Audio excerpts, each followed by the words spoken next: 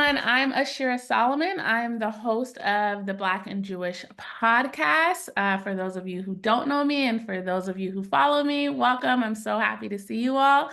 I partnered with Professor Ne'eman, who likes to go by Izzy, but I still call him Professor because he was my professor 10 years ago at the University of Haifa. I partnered with him in his academy because for advocates like myself, just who launched right after October 7th from a place of being passionate about defending Israel and the Jewish people, but also feeling like, we may not have all of the knowledge and education that we need to discuss this region at large. I really wanted to bring this resource to my followers and other people who are, having an impact, whether it be on social media like me or in their local communities, to feel empowered with information. And so Professor Ne'eman, he was my instructor at the University of Haifa in 2016. I took his terrorism and response class. And I walked out of there with my mind blown with, there's 101 different definitions of terrorism. I'm like, wait, what?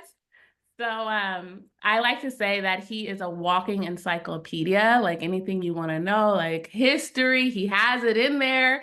So I really hope this serves as a place where you can feel free to ask questions. And also, I just want to set the stage of like, there's no political leniency here. Some of us love Trump, some of us not. Some of us love Bibi, some of us not. But what brings us all together is that we love Israel and the Jewish people, and we want to have the information to effectively defend ourselves online. And I believe Professor Ne'eman is doing a great job at educating us all. And yeah, I'm happy to get started. I'm also here learning with you guys today. So I have my notebook too to take notes. So I'm excited to get started. Okay. Very good. As we say, Yofi, thank you very much. All right, I just have a few words up here about myself, and I'll do it very quickly. It's in every one time I do one of these webinars.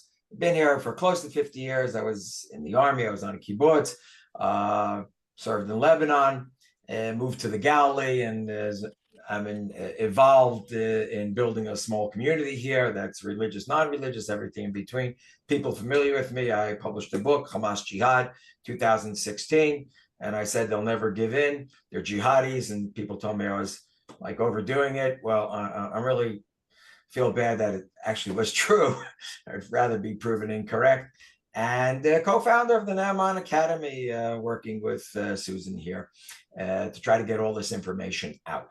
So without any further ado, we're going to get on with our topic today, which is, about Trump. Does he have a plan for the Middle East? But as we will see in the first slide, I first want to give some background. There are people who have more knowledge, others not as much, but it doesn't matter. We can all catch up. And some of the people present here tonight have also, or this afternoon, I should say, for those who are abroad, they've taken courses with me, in particular one concerning jihad. So here we go. Right, we'll be going for maybe 20 minutes or so.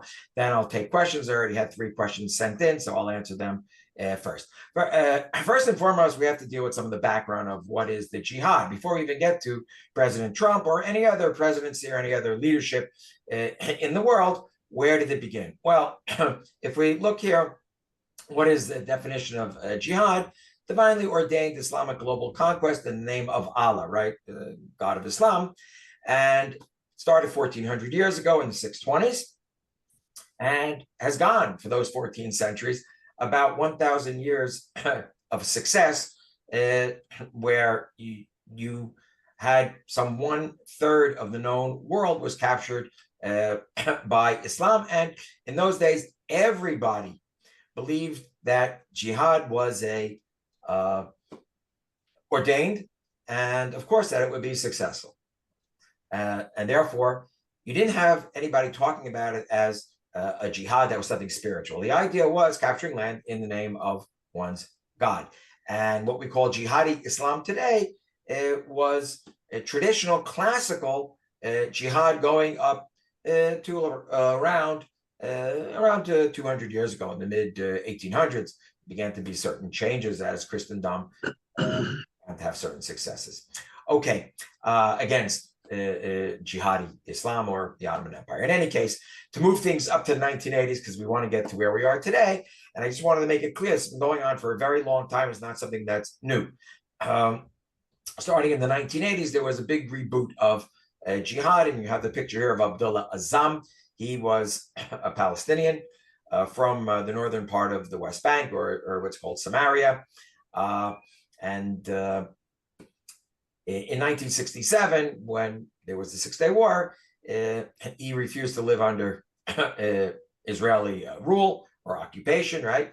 And he left for Jordan, eventually got a doctorate in Islamic jurisprudence, and he would become a great jihadi warrior as well as scholar who fought in Afghanistan. And not only was he considered really to be a tremendous fighter, but he always insisted that his students, meaning those who fought alongside him, that's what Taliban means, right? The students, that they learned about the jihad and it was part of them, and they physically fought as well as were spiritually imbued with this idea of conquest by force, Islam in the name of Allah. And it's from there that you have all the different cells that would be spread worldwide of this idea. And yes, Hamas is very much impacted by him. Reading the Hamas Covenant, one sees it when you read his works and the Covenant, and you see impact, and it's direct. Okay, he is the basis of what became Al-Qaeda and the Islamic State Caliphate.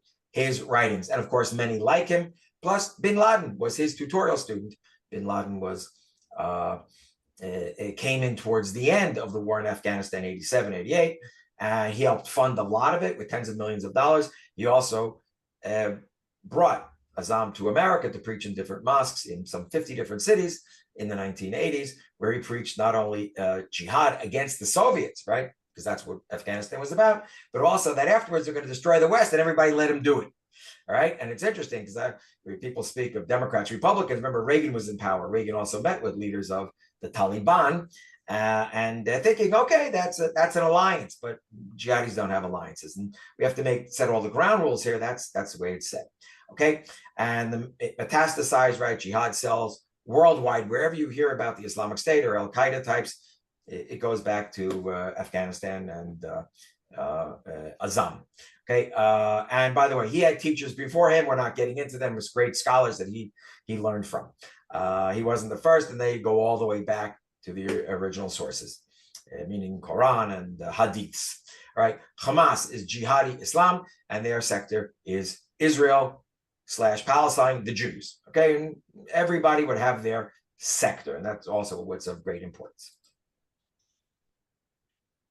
Okay, so we're moving right along very quickly. October 7th massacre, right? That was 2023. And I want to take it up through to January 2025. Why? Because that's when Democrats are out of power, Biden administration finishes, and Trump comes into power. And now we have Republican regime. So just to go over that sort of a year-end 3 months of what happened, where we see here on the map in the upper left-hand corner, you see Gaza and the yellow area, which became sort of like a security area, but the red dots, if you look at the red dots, that's how far the invasion went. You can see it took over part of Netivot, part of Sderot, and of course, all those kibbutzim here, and the Nova Party, which was right here.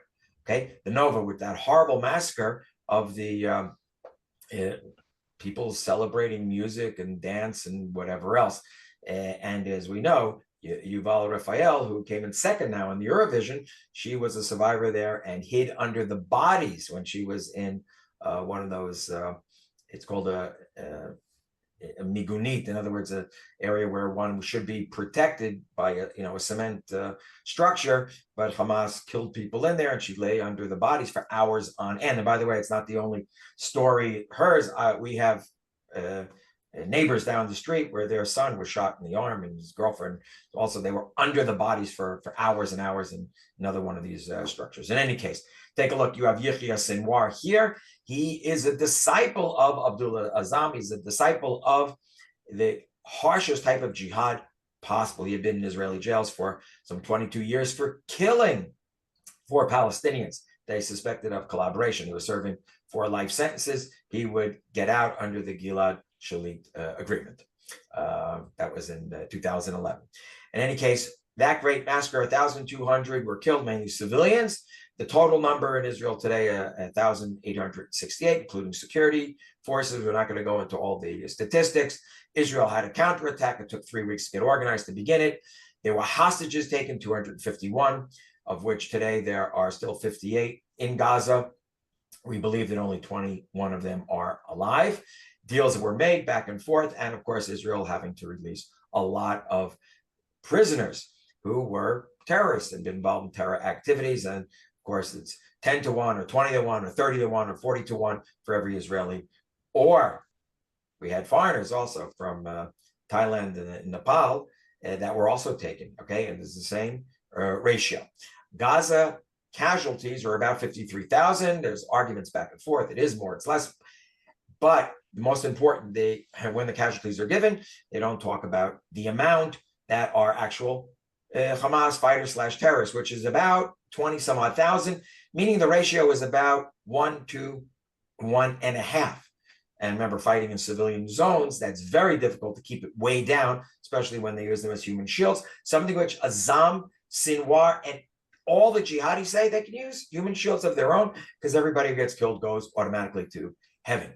Okay, Hezbollah joined in the fray, and they came in October 8th, and there were a lot of battles against them till September 2024. And then you may all recall that last year, about a half year ago, a bit more, that there were those beeper, that beeper operation, right, where they had beepers, not cell phones, because they were afraid we could track them, but the beepers had explosives in there. One of the brilliant operation where thousands of Hamas, or I should say, Hezbollah operatives were killed and wounded as a result of these beepers calling them. They went to pick them up and they blew up in their hands and in their faces or in their pockets, whatever else. And then they moved over to communication equipment that was considered to be very low tech, and that had been booby trapped also the next day. And that blew up, killing another 30 some odd people, altogether 60 some odd killed, and over 3,000 wounded, destroyed the chain of command. A week later, Hassan Nasrallah, the head of Hezbollah, we see over here, he was taken out, him and his upper chain of command, virtually everybody taken out, and the Dahia, their neighborhood, was destroyed in Beirut. All right, there would be a ceasefire in November, and that would be after the Iranians fired rockets also at Israel on the 1st of October.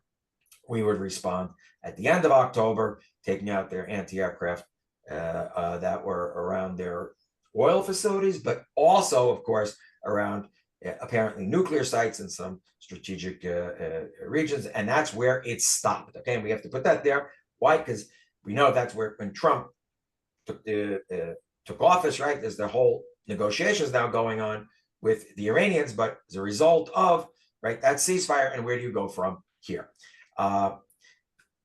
Iran also had fired rockets at Israel, I should mention, in April of 24. And this was under, of course, both of these responses were under the Biden administration. And I think that, in Israel, we know many people lean more towards Trump, but certainly everybody was very appreciative of what the Americans did for us, as well as we had a help from the British and apparently from the French also, something which sometimes gets forgiven. And I always say, remember those who helped you, even if you may not agree with them at the moment. They're, you don't just, put these things aside. In the meantime, there were also Houthis in Yemen firing missiles at Israel. They were a proxy, but even more of a proxy, call it an ally of the Iranians. They're Shiite, and they were from Yemen, firing ballistic missiles. Who figured Yemen could do that? Of course, they were brought in by, those missiles are brought in by the Iranians. Israel has since had quite a few airstrikes against Yemen. Okay, so that brings us up to when Trump comes into office. All right, let's take a look here. Jihadi perspectives versus Trump's imperatives. Now, I always tell people, and anybody who's had, studied with me knows that I look at things from a perspective of philosophical material, not just materialism, but philosophical idealism. What do people really believe in? What do you believe in? right? What are you going to live for? That's what you're going to die for. Okay, and I make jokes that I have some friends who are sports fans that they would do the same thing for their team. Okay, but I have to take it right theologically. What do you live for? What are you going to die for? Ideologically, and not everything is money. Okay, not everything is money. A lot of things are not money at all. Okay, they're a matter of just full belief. So let's take a look. We're going to go to what's called the sword verse in the Quran, chapter 9, verse 5. And it is the verse used for declarations of war, used by bin Laden, who we see in the upper left-hand corner here, right? Disciple of Abdullah Azzam, and a role model also for Yahya Sinwar, Hamas, as well as called the Shiites, even though they're aligned with Iran, but also for them, somebody like Hassan Nasrallah, even though he was, of course, pro-Iranian. Let's take a look. But once the sacred months have passed, kill the polytheists wherever you find them, capture them, besiege them, and lie in wait for them on every way. But if they repent, perform prayers, and pay alms tax, then set them free. Indeed, Allah is all forgiving, most merciful. Right. This was used in the Arabian Peninsula for destroying polytheistic tribes that don't believe in one God, believe in many gods. But it was also later on be used just for general declarations of war. And this is what bin Laden used when he declares war against the United States. He has two fatwas, 96 and 98. He has it there in 96. It's a long, rambling edict fatwa. It goes for about, 30, 40 pages. Then he has one that's only like 2.5 pages in 1998. He says that's it. And then he begins his attacks against the United States, considering them the same as these polytheists. You warn them, they're not willing to become either Muslims, which means if they repent, or pay special taxes on and on. We're not going to get into all the theology here, but that's the declaration of war. It's called the sword verse. It has been used thousands of times throughout history. Okay, and to this day, in other words, they're very consistent in what is done when you declare war. You warn the other side, and then you go to war. Okay, Hamas Covenant, Article 8. Okay, and I read, Allah is his target or objective, depends on the translation. The Prophet is its model, the Quran its constitution. Jihad is its path, and death for the sake of Allah is the loftiest of its wishes or desires. In other words, one wants to die for one's God, all right? And death is much more important than life. And that's one of the great problems one has in dealing with jihadis. If they're worshiping death and you're worshiping life and well-being and that people should get along, whatever else, and they're saying, no, death in the name of conquest and in the name of our deity, then how do you bridge gaps? Very, very problematic. Okay, I'm setting it up here. And then bin Laden, when we speak of bin Laden, he writes this: our youth love death as yours love life. That's a direct quote from him. And exactly what mentioned before. And he quite often spoke about that jihadis condemn the West for worshiping money and not Allah. In other words, jihadis understand that the West always is trying to bribe you either as social democrats, right? We'll take care of you. It'll all be good. We'll give you money. We'll help, right? Because you're poor and you're disadvantaged. Or we'll cut business deals with you. That's what's known as philosophical materialism. And they look at it all the same. They say it doesn't matter if it's Karl Marx or it's Adam Smith. You guys are always dealing with money and you're dealing with material objects. We don't do that. And anything that we're given, we'll use it against you. Remember, bin Laden was worth at least $30 million when he helped bankroll Al-Qaeda. And his family is worth hundreds and hundreds of millions of dollars. Not that they were involved with him. His father was a big contractor. But we'll spend our wealth on this because that is what is wanted. Okay, moving right along. So when we take a look, and now we have to ask, okay, what went on with Israel? We call it, what is Israel's day after policy? Because after all, Hezbollah was curtailed. Hamas, at the moment, Israel's still battling with them. So let's take a look, right? Pre-October 7th, Israel actually encouraged, and Netanyahu encouraged Qatari funding of Hamas in Gaza. And one of the issues that comes up of course, is why it was done. After all, he was considered right-wing, conservative. And much of the understanding was, well, okay, if they have a better standard of living and they got work permits to come into Israel. By the way, October 8th, they were supposed to have, I think, another 15,000 permits to work in Israel. So it's figured, okay, material well-being, they'll be happy to live alongside of us, even if they say they don't want to, and that's all written. They'll have no peace agreements. Just read the Hamas covenant. But it's like they're going to say one thing and do another. So the bad news is that for Westerners is that when jihadis say something, they do it. In other words, there's a theology. You quote the theology, you know the theology, then you implement. That's been going on for over 1,000 years. Westerners are used to this, that you say one thing, and then as a politician, you do something else, and then you try to get elected, right? And it doesn't matter where we are. And it doesn't matter if you're liberal or conservative or in the middle or religious or secular. It's like, yeah, it's all kind of flexible. It doesn't work that way with jihadis. I'm laughing a bit because I'm blue in the face from saying it. And people say, what? But don't they want to live, really nicely and, move on? There was certain wealth in Gaza. People forget there were some very well-off neighborhoods. I say rich. There were also people who were fairly poor, that's for sure. There was a lot of smuggling, and they got up, but people managed, and many worked in Israel. That's how they knew where to attack on the kibbutzim, right? And in the development towns that were right near the border, they knew exactly, they knew who to go after because people had worked in those homes. And when they went back home to Gaza, each day they would be asked questions. What'd you do? Who's there? And they knew even who was home on the 7th of October. This Qatari funding backfired, okay? And the other thing was political, because of the understandings of the greater land of Israel, right? That's of Netanyahu and his right-wing government, for sure, if you take the parties further to the right, National Religious and Otzma Yehudit, the Jewish Power Party, wanted to make sure that you had a divided leadership between Fatah, sitting in Ramallah, Abu Mazen, who are more secular, but they're plenty traditional and jihadi in many of them in many ways, but not like Hamas. And then Hamas, which is hardline, and therefore is no one to negotiate with. And Bezalel Smotrich, finance minister, very hardline right wing, he called Hamas an asset, okay? And it just shows how much was not understood. It's surprising because he himself is religious. It's sort of like people take their own religion seriously. And I'm not just saying, him, but many people of whatever religion, but when it's the other side, it's like, oh, maybe they'll play by other rules. Well, that's not what happened. Okay, what was the policy of the government now? Free hostages and destroy Hamas. That's what they said from the beginning. That's the objective. But as we mentioned, there was this theology and a sort of a paralysis that would set in, because how can you have a day after policy that's going to involve some sort of other control over Gaza, because this is supposed to be all of the land of Israel. So there really is not much of a policy. Under Biden pressed, but didn't get any place. And now the question is, will Trump get someplace? Because he's much more of an ally of Netanyahu and has been over the years, for sure.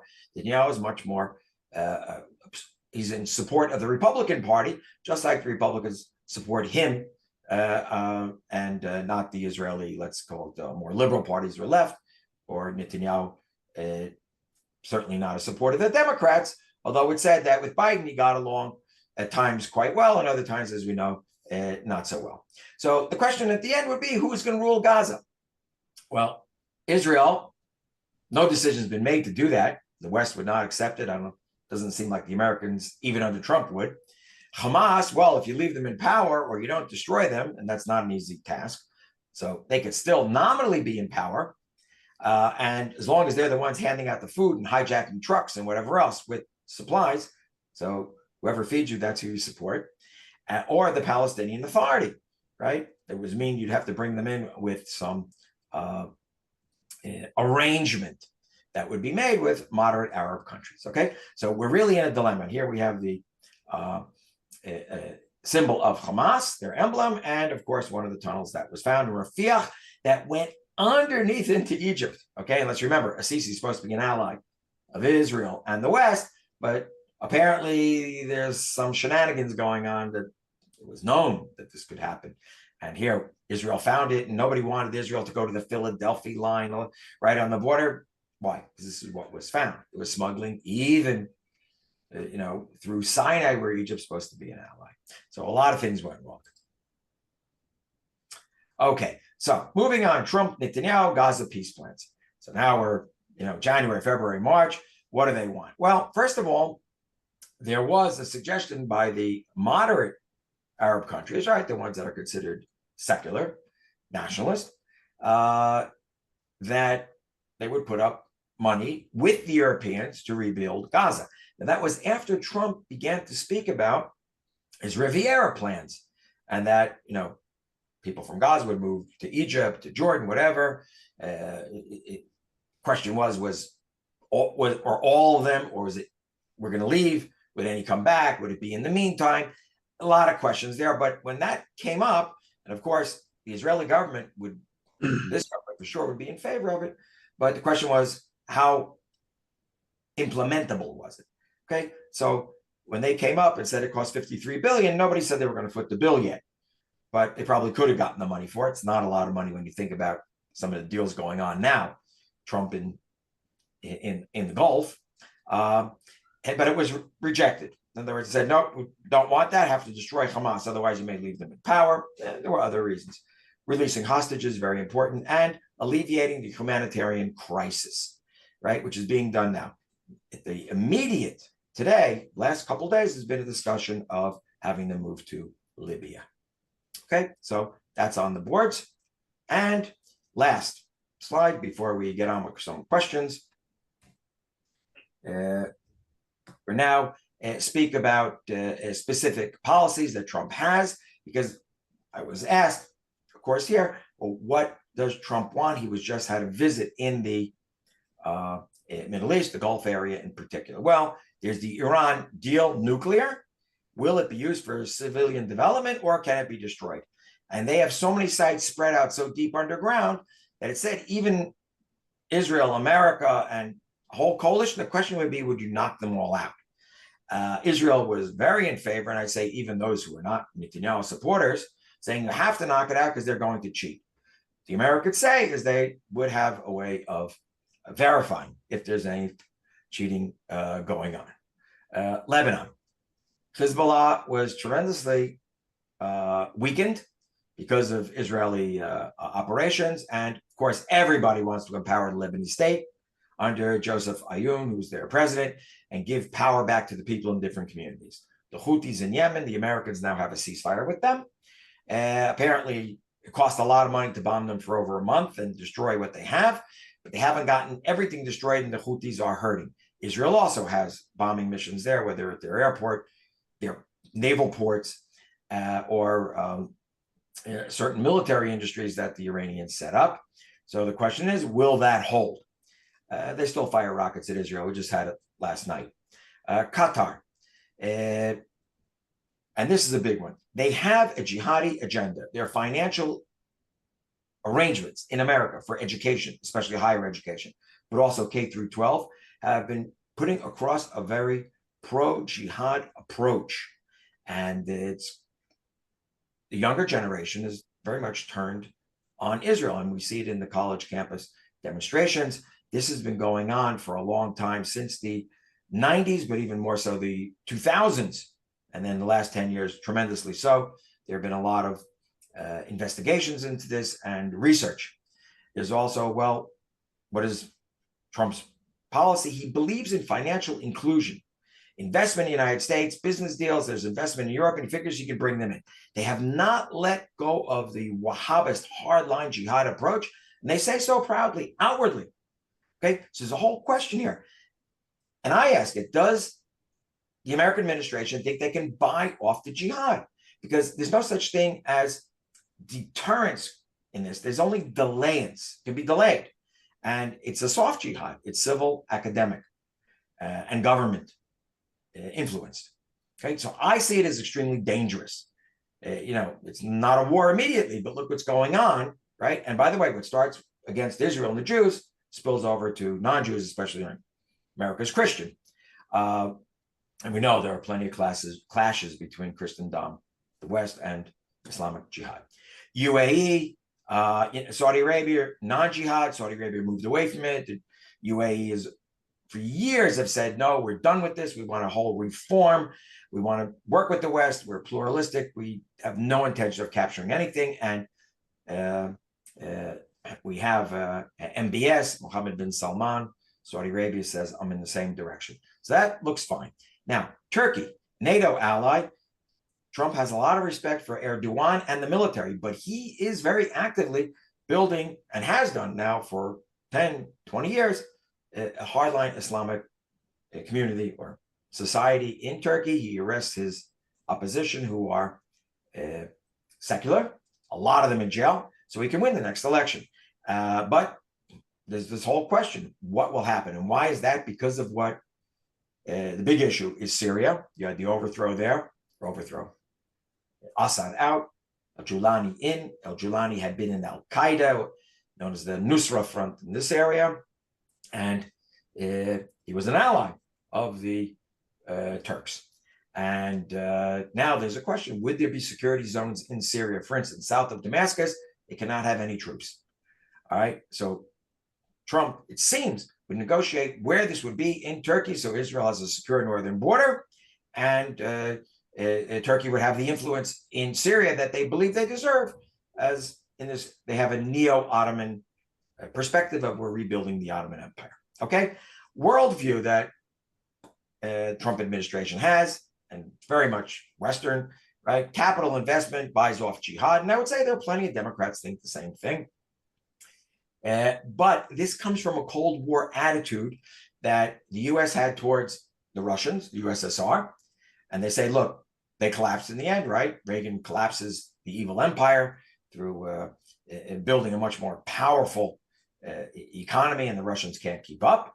And then eventually Putin goes over more towards capitalism. And okay, today it's not exactly that, but certainly it's material driven. And China had been communist, but really has a very capitalist approach as an empire. And I wrote down here, mistaken is a clash of value systems with jihadis. In other words, you have to undermine them. You have to make it very clear that as a jihadi, you get nothing. And where we are today, I would say that what has to be done, look, you have to change the educational system, change the value system, and saying, look, we're going like the Sauds who moved over, and like the Emiratis who years ago said, pluralism, we're no longer supporting this. And they mean here, look, the Western world really could feel it with all these demonstrations that we're not just pro-Palestinian, they really were, look carefully, pro-jihadi, right? You see some of the films and the clips, and anti-Semitic, but also anti-democratic, anti-American, anti-European, right? Anti these values. Okay, and I wrote here, I wrote it down and then put it in quotes. Yisrael says never make deals with jihadis. You can make an exchange like for what was going on, with hostages. Okay, so. Woo. Thank you, Izzy. I already have so many questions, and I'm sure Okay, let me just go through the credits. questions. You see the credits here, guys? Okay, that we always have to put up. Thank you very much, Ashira. And let me just say something, and then we'll go to the questions. We have a course coming up, Exposing Islamic Jihad, starting on June 19th.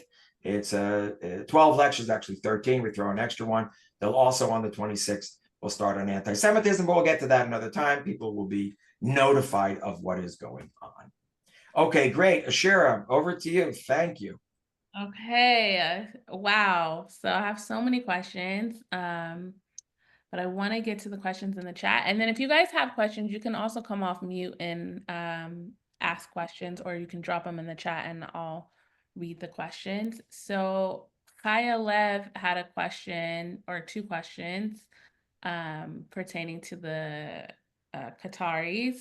And she's saying, like, why after so many years doesn't the West understand how jihadis operate, that they could just that we think we could just buy it off with financial inclusion. And she said, the Americans are trying to buy the jihad shows they think money is a success. Money is a tool towards the caliphate. How do you feel about this? And I want to add to that of, we've seen Emiratis and we've seen the Saudis change course. Is that because, why did they change course? Is it because of They want to have economic prosperity. And so is that a reason why the West is like, listen, look at the Abraham Accords, look at the Emiratis, look at the Saudis. It's working, so it'll work for Qataris and the rest. Okay. Why do they keep having this approach?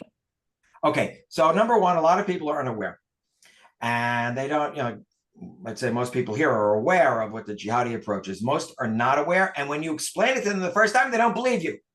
And people say, it can't be, you're going to be crazy. You don't think we're going to make money? And the answer is no, that's not their number one objective. And then they say, there's this sort of thing of like, you're prejudiced against them. Say, no, not everybody thinks the same. Leave your Western liberal, and it doesn't matter if you vote a Republican or a Democrat, okay? Leave your liberal-minded hubris behind. Not everybody thinks like we do. Just because we think like that, or most people think in the West, that doesn't make others think that way. And therefore, there's a different value system. We have to respect it. And of course, in this case, it happens to be quite dangerous. So you have to respect, and you have to battle it and say, listen, they're already declaring basically war against the West. And they make it very clear that they will capture the West. As for the Emiratis and then the Sauds, I think that, first of all, the Emiratis from the outside for a long time have said, listen, we don't want parts of these wars. We want to be with the West. We want development. They had a different perspective, or much more reformist one, on Islam. Only in 2017 did MBS start with his implement reforms, and it started with giving women rights, which was always considered a very weird things to do. They could drive and whatever else. They didn't have to go out with a male chaperone. I think that much of what they saw was what happened to Al-Qaeda and the Islamic State Caliphate also. There's this degrade, destroy, and they're looking at these societies, think of all the wars and destruction, and saying, no, we don't want anything like that. But the last thing has to be discrediting jihad and enhancing or empowering reformist understandings. Okay. I wanted to just throw in that there were two people asked questions, or three, with very short answers I can give that may help out also, that Ashira, you sent me. Do people hear about what's going on in the war with Hezbollah in the north? Why don't they hear about it that much in America? I think they do, but I have a feeling because things ended there, it's going to be much more of like, what will the Lebanese state do? It's empowering the Lebanese state, like we said before, and therefore it's not so much in the news, because someone asked, why is it not in the news? And that was from a fellow by the name of David. And another one, Rover Mike, said Saudi and the UAE banned Al Jazeera, and why doesn't the U.S. do the same? And I'd say the U.S., because of the issues of freedom of speech, that's they say, well, we can't really do it, but they're coming up for a question of whether they will be considered to be a foreign agent because of what they do, or if they really will have a free framework for a television station. And then another question came in, is Trump turning his back on Israel? And I'd say no, but we're not really coordinated because of we're not coordinated with Netanyahu at the moment. He isn't. There are quite a few issues there, and it's not clear where it's going. So back to you, Ashira. I just wanted to say that because we agreed at the beginning, if there were any questions, I would get to them. Yeah. Amazing. Michelle asked, can we truly trust the Saudis and Emiratis are reformed? Can we trust that they really are reformed? Okay, that's a good one. That's a good one. First of all, the Emiratis, yes, because they were doing it when nobody else was. And they were the first ones with the Abraham Accords, and they very much wanted them. And I even had the first student who studied in Israel from the Emiratis was in one of my classes, master's class. And I remember discussions with her, and very, very, very interesting about the way, she saw things of like, no, there doesn't need to be any conflict. Why, of course, she spoke in issues of two-state solution with the Palestinians and everybody, rights on all sides and make it work. But yes, I would say that the Emiratis for sure. The Sauds, it's a long uphill battle because you've got to change the whole educational system there, which was Wahhabist up until 2017 at least, right? It was very hardline jihadi. So you may have an upper crust, foreign affairs and whatever else, that they're more towards the West, and theoretically also on how you see the world. So we'll see. Can we circle back to the funding piece, the slide that you had about Qatari and the funding? Uh, Whew, so what does it mean? How do we take what's happening with Trump and the plane and the deals, and then also, especially for those of us who work in media, a question we get all the time, or I guess an accusation we get all the time is, well, Israel funded Hamas. Bibi funded Hamas. You guys wanted Hamas in power. You guys funded this, and then that pretty much goes down into a conspiracy theory of we wanted October 7th to happen so that we could take back Gaza. But okay. basically, we funded Hamas. Okay. So Israel didn't fund Hamas. They allowed uh, for the Qataris to fund them. Now, what was understood? Okay, I understand where people come with conspiracy theory, but it's a stretch. The idea was, okay, that if there'll be material well-being in Gaza, right? That's the Western perspective. And it doesn't matter if you're a conservative or a liberal or a communist or I don't know, a fascist, okay? We'll give them money, we'll give them material well-being. The Qataris pay for it. And if they do so, and people have what to lose, and by the way, we know there was a Hamas and Gazan upper class that lost everything. They had swimming pools by the beach. I know it's hard to believe, but there actually are films of stuff that people uploaded before October 7th showing that they were living pretty well. There were all those smuggling activities under the border with Egypt. People were doing well, who were associated even with Hamas. And then all this came down because, how should we put it? Israel, as well as many Gazans, said, okay, but that's not what armed Hamas wanted, for sure. And that's not the theology. Now, Israel to take Gaza, let's think about it. Does it make any sense? 2.2 million Gazans there. What good would it do for Israel to take Gaza? It has no natural resources. It doesn't even have particularly fresh water because the aquifer is very low from being overpumped. And whatever agricultural lands they have there, and they have some that aren't bad, Israel has several times more in the Negev that are not being exploited at all. In other words, there's no reason to take it at all. We don't need the port there. There's the port in Ashdod. All right. There's nothing there that Israel really needs. Where it came down to was the policy of dividing the Palestinian leadership into two parts. And therefore, right, this government, in particular, and those who agree with them, saying, okay, so we'll make sure that there's at least a balance between the two, and therefore there's no leadership to negotiate with. And they said it outright. Basically said, that you'll allow what the Qataris pay for it.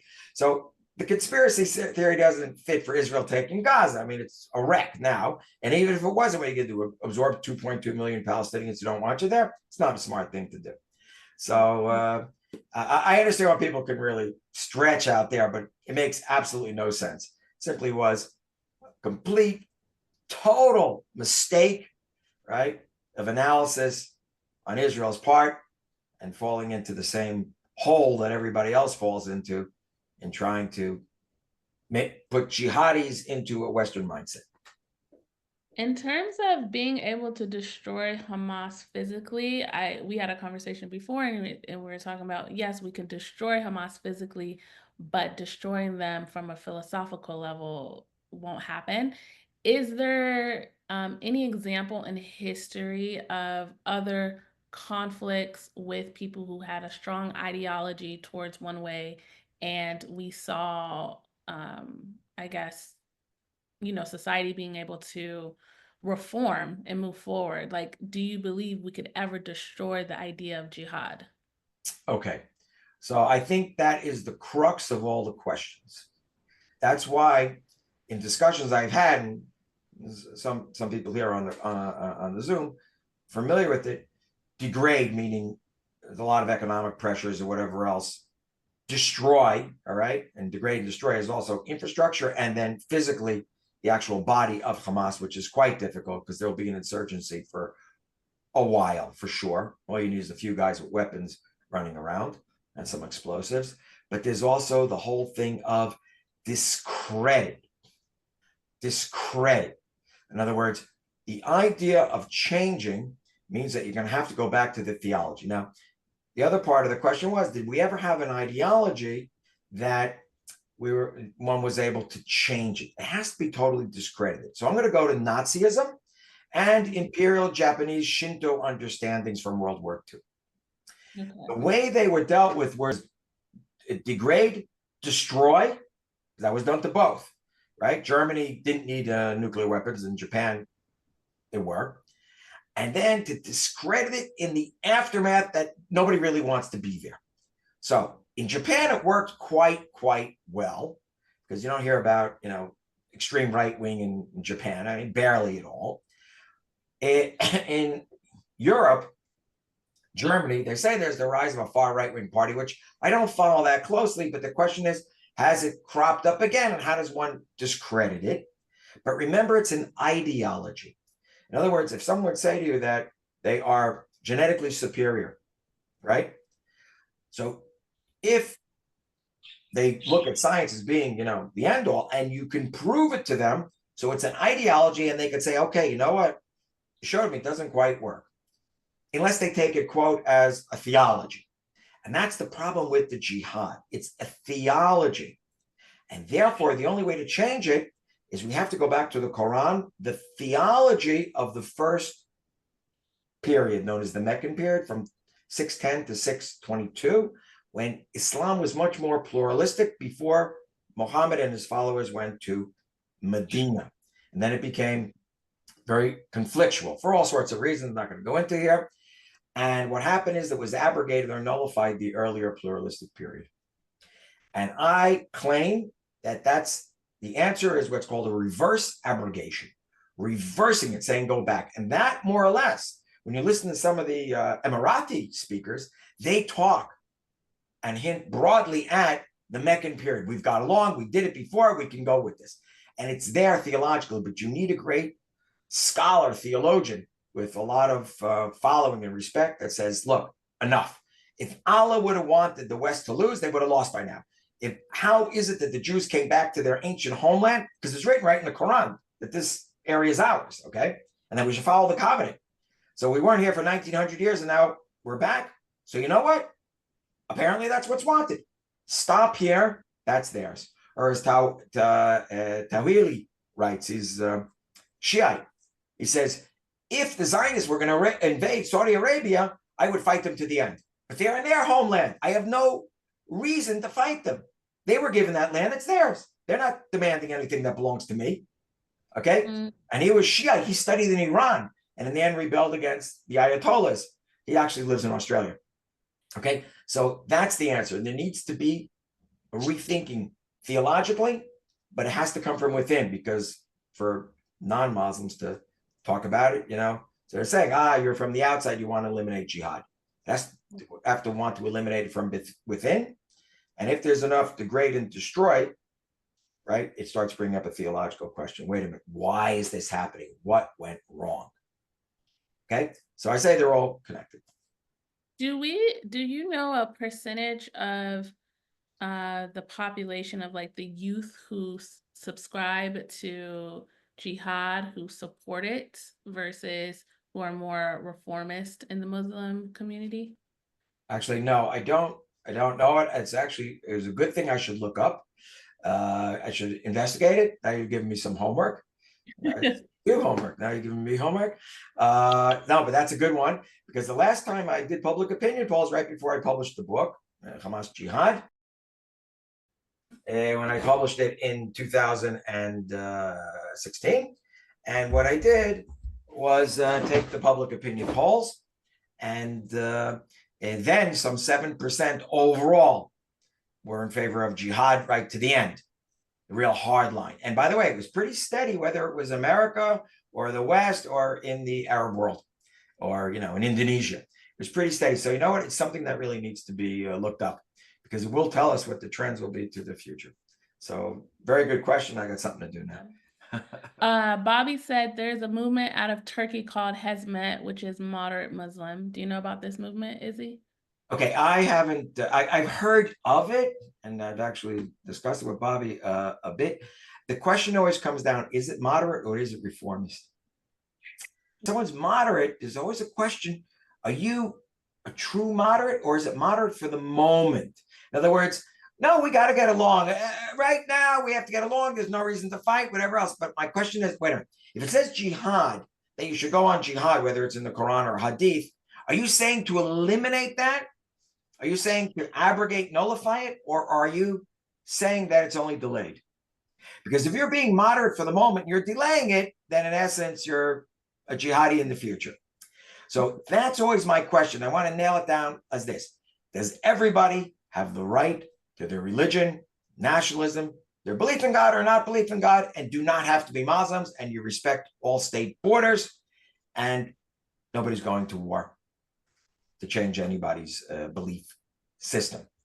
And you sign on it and then say, we're going to reject jihad phrases, and we're going to teach in our schools the moderate period, or we'd call the early period, the pluralistic period, because it's the education of the youth. That's where you'll see the change. So they'll say, we're now teaching the Meccan period. We said jihad no longer applies. It was, there were terrible things happen, put it aside, right? Just like all civilizations. Some terrible things happen.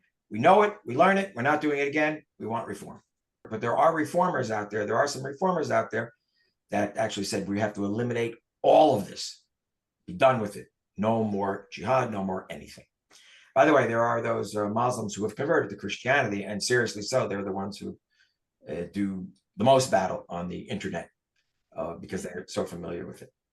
And Natalie has a question. Sure. Go ahead, Natalie. So my question, Professor, is one that I've asked so many times and I've never been satisfied by the answer. I just can't wrap my head around and reconcile, as someone, who lives in New York and is watching all the anti-Western, anti-Israel, pro-Hamas demonstrations. The polarization is so clear, right? You have, like, I'm going to call it the right side of humanity and the wrong side of humanity. And for these purposes, we know which is which. Have these anti-Western American protesters not read the Quran and the verses that would basically call for their demise? I just can't reconcile this, and it just doesn't make any sense to me. So how are they here as opposed to— Okay, excellent question.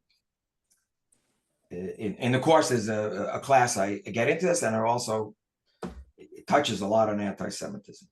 But it's like this. What you have and what jihad speaks about in the 20th century is about being oppressed. If you go into the Hezbollah, where in 1985, their open letter to all the world's oppressed. What they do is saying everybody's oppressed, and we are the ones who will free you. Now, what happened with liberation ideology, and you could even call it theology, from the mid-20th century, it is taken from the Communist Manifesto, and it's taken from Stalinist Russia. Stalin spoke about liberating all the peoples of the world against the capitalist empires of the West. What they did now was mesh the two together. Right? We are the oppressed in America. They have made us miserable. Right? This is the red-green alliance, as Michelle puts up here. It's exactly what we call it. But I say it's the red-green / parentheses fascist alliance, because if you go back to Protocols of the Elders of Zion, it says the same thing in other words. All right? You have all three of them together, but nobody likes to say that it's also fascist or Nazi. Okay? Because that's Tsarist anti-Semitism, which Hitler used. So we go to the red-green alliance. They're all being liberated from something. They're being liberated from Western capitalism, being liberated from Western oppression. Now, wait a minute. So how did it take the anti-Semitism? How did the Jews get in this? When you study the Soviet Union, the opposition, there were two types of opposition, the Orthodox opposition and the opposition. The Orthodox opposition was the one that was acceptable. The same word for Orthodox as the Orthodox Russian Church, Russian Orthodox Church. The opposition was meant to be Jewish opposition. And it was Trotsky was pointed out as such, and the other Jews who had been in the Communist Party, who ended up getting killed in purges. Okay, so when you bring this, there's always that underlying anti-Semitism. Now, with the liberation understandings, okay, and this is much more involved than what I can give you now, the liberation understandings were that we're liberating ourselves from the West. But who controls the West?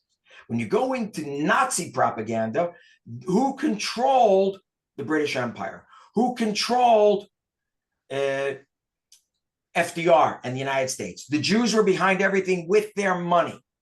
Not only with their money as capitalists, but with their revolutionary theories and the money coming out of the CP, the Communist Party.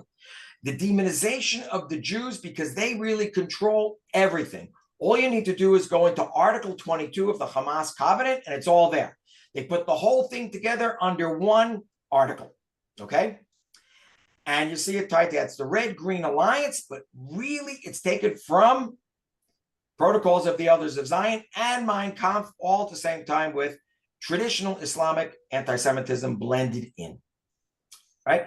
So if you take a look at all that together, that's the answer. Now, these demonstrators, they think that they are demonstrating for liberation of Palestinians. I'm sure many of them, they didn't read the Hamas Covenant, or if they did, they say, nah, that's just posturing. I've heard this crap before. They're posturing, they're just saying it, they don't really believe it. It says they never want to make peace, they're going to capture the world. No, they don't believe it. They're just saying it, they want to be liberated. No, that's not the answer. They really do want to capture the world because they belittle the others. It's hubris, this Western hubris, that everybody's like me. And therefore, they're essentially lying to themselves. And yes, they too will pay a very heavy price under an Islamic jihad. But they're denying it to themselves. And it does come out of the Soviet Union, as well as right-wing sources, and then tied in with Islamic anti-Semitism. Just read Article 22 of the Hamas Covenant. So hopefully that gave you the answer. Because if people haven't been able to answer it, hopefully I've given a competent answer. Rochelle has a question about Qatar. She says, as long as they are allowed to fund terror in North America to the extent that they are, including huge investments in our universities, how will this rabid hate be stopped? I didn't hear anything about stopping the billions of dollars given to foment hate on campuses and on our streets. Investment in business is one thing, but investing in hate is another. Okay. It's being loud. And that's the problem. I believe that all that you should be told, no more investments until you change. There's no more jihadism. I don't believe that Trump should have made any deals in Qatar. There's a military base there. They pay for it. America could say, look, we're here. If you want us to leave, we will. In 2017, the Sauds, the Emiratis, and the Egyptians wanted to overrun Qatar. And Trump stopped them. And it was the beginning of his term. So a lot of people at the time, okay, it's just, I think it was in May and he took office in January. But the more I investigated it, and then just recently, because I was asked about it, the more I realized there were business interests there as well. And you have to put those aside and say, here, we're not investing. Here, we're not helping. Anything that's jihadi, we want nothing to do with them except to overthrow that regime. And make it very clear, you are the enemy. You're a jihadi, you are the enemy. Just like if you're a Nazi, you're the enemy. Okay, that's it. By the way, I don't know if Natalie had a follow-up question. It looked like she may have had one. Yeah, I mean, I guess in conclusion, is it just that they're naive and they're Some not? are. Look, we were all on college campus. When I was on college campus, I was a big leftist. Well, we're going to get rid of the American government. We're going to have a socialist regime. But that was when I was 18. By the time I was 19, I wasn't so sure. And, when I was 20 and then moved to Israel, made Aliyah, I said, okay, as a social democrat, I'll vote for the Labor Party. It's like, it's just because the things got ridiculous because students don't investigate things. I have lots of students like that. They say, oh, I heard it. Say, wait a minute, why don't you investigate where this came from? Why don't you read the primary source, not what some extreme left-wing professor wrote and half the things there are conjecture. And if he has some endnotes, he sort of quoted half the sentence, right? It demands that you got to use the old noggin here. So yeah, I think a lot are naive, but there are those who really, they're rebelling and they figure this is the best way. We have this alliance. They don't realize that they're going to be swallowed. I think it's very dangerous and I don't care. And people who know me, I don't give a damn if someone's right, left, center, whatever. There's certain people you don't make deals with. You can make an exchange like for the hostages, but then you eliminate them. Okay. In the US, we have conservatives who are asking for Iran to completely denuclearize and the isolationists who seem to be willing to compromise. Which do you think will prevail? Okay, I definitely hope that the isolationists do not prevail. So the Republicans are in power, the conservatives, and we know that's always a problem on the conservative side when you get way out there, like, what's his name, Ron Paul, or they got Yeah. some of the way out there. But in general, though, they know you'll be forced to engage. That's what happens. So they have to denuclearize. And I would say that's where, of course, the centrists come in, the Democrats come in, whoever. It's like a nuclear Iran does not aid anybody, nobody. And to ignore it is the worst thing you can do. So I would say there has to be bipartisan support for this. And I would think that the Europeans also want them denuclearized. Right? They are going to have long-range missiles. Their missiles already reach the Balkans, Greece, and all that area. What's the point? Right? Mhm. They have to be not that all that stuff has to be eliminated. That includes the delivery system on missiles. Let's remember something. When they signed the nuclear deal in 2015, it did not include anything conventional. That's how you have all those goddamn rockets in Yemen and all these other places. Right? They were allowed fully to develop conventional warfare. And that's what Qasem Soleimani did, and that's why he got taken out. It was a big part of the reason that Trump took him out, right? Because he was enhancing the fighting capabilities of Lebanon, of the Hezbollah, as well as all the Shiite allies.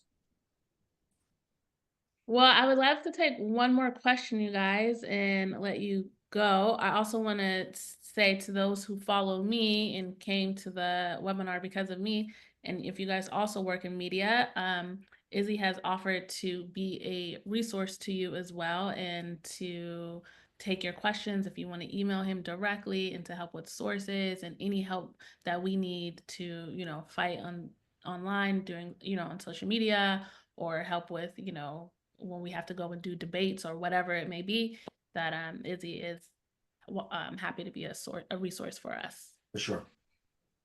Yes. For sure. Okay. We have the anti-Semitism course coming up at the end of June. So we were considering doing another program like a week or so before the course would open and focus more on issues of anti-Semitism, but also it always spills over. It starts with the Jews and, keeps going. So, dealing with how it would affect the West, Christendom, democracy, things of that nature. Okay. I'd like to thank everybody for being here. And Ashera in particular is, an idea that we should put up a webinar and answer some of the tough questions and try to have an understanding of what's going on with American foreign policy, which isn't always the simplest. But hopefully, I hope that we were able to break it down somewhat. And what we don't know, because there are a lot of things in progress. And anybody who wants to be in touch, please feel free. I very happily, speak with you as well as, your followers, whatever, and set up programming. I'm glad everybody was able to come and have a good one. I know it's Sunday, it's a day off, and we should be thinking about things a little more pleasant than this. Yes. Thank you for spending your hour and 15 minutes with us. We really appreciate it. And I hope that we can do more of these as the months go, as things continue to develop, just to have a space where we can ask questions and we can learn and we can get sources together. I really thank everybody. Have a good one. Take care. It's great seeing you guys. And be in touch. All right.